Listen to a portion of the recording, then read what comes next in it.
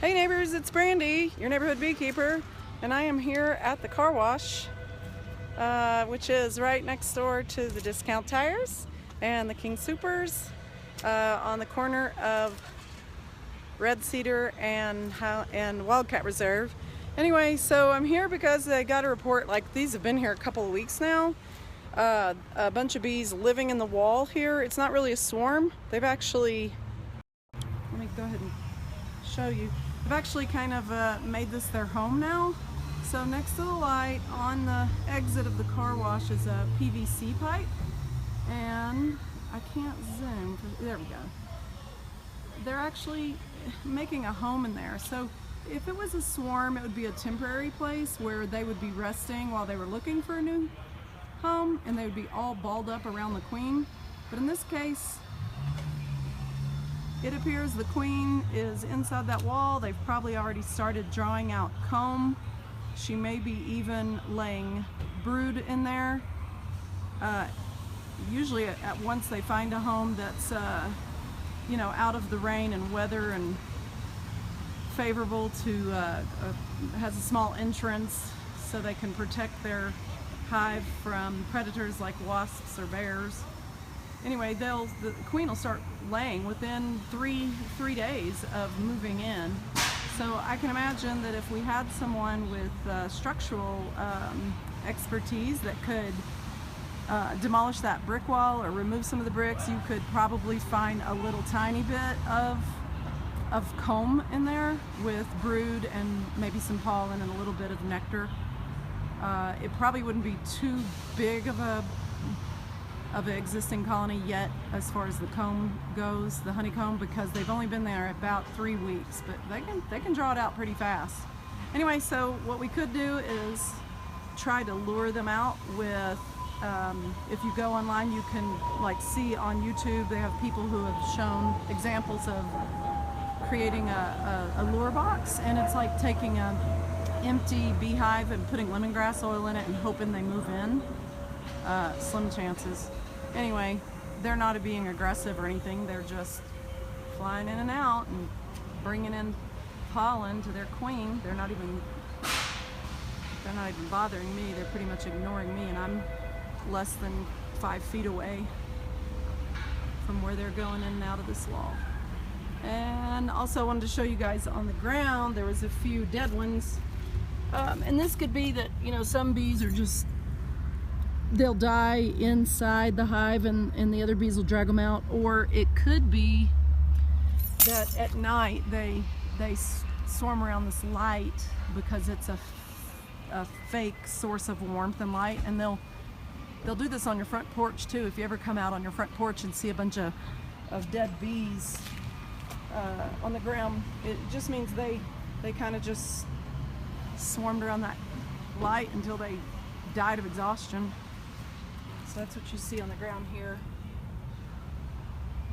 It could be that. It could be either swarming around the light till they die of exhaustion, or dead bodies that are hauled out of the hive by worker bees.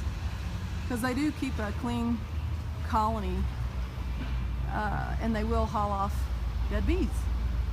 So I guess my next video will be trying to create a lure box to maybe leave here. I'll talk to the people at the gas station to get permission to do that. Anyway, they're pretty harmless, and it's a pretty high traffic area. You've got the guys in the tire shop working and people pumping gas, pedestrians walking by. And are you here to get rid of them? No, I'm not getting rid of them. They've kind of made a house up in there, so we're gonna maybe think about setting up a lure box. But this kind of bee swarm inside a wall requires someone that can do structural demolition and reconstruction, and that's I have a guy that does that. So if luring them out doesn't work, then they would just probably remove a few bricks, and who knows. Well, it's cool that you're not just gonna kill them. Well, that is good to hear. So can I interview you on Facebook? Sure. Okay, so tell me about what you do. Work here? Yes, I do. Okay, and so have any of your customers been talking about the bees? Yeah, I've had a couple of complaints of just people asking if we're planning on getting them removed, and people who are just worried about customers coming who have allergies to bees.